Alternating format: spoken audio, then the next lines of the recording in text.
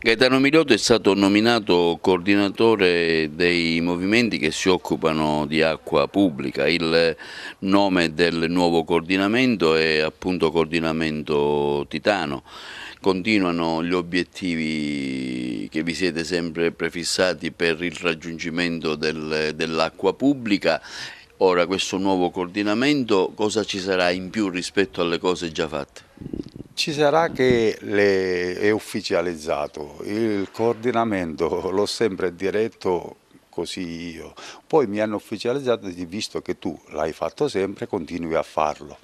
Ed è stato questo che è proprio per dare un segnale di dire noi abbiamo lottato, lotteremo e continueremo a farlo sempre, perché non è una cosa che possiamo tralasciare. Questo coordinamento nasce per l'acqua pubblica, ma non è solo l'acqua pubblica, ma sono i diritti che non abbiamo più. E finita la battaglia dell'acqua pubblica cominceremo altre cose.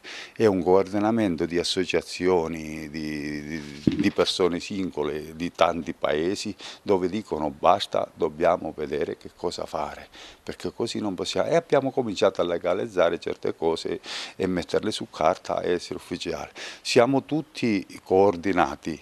Io sono della Promoteo Ius, ma faccio parte del Titano.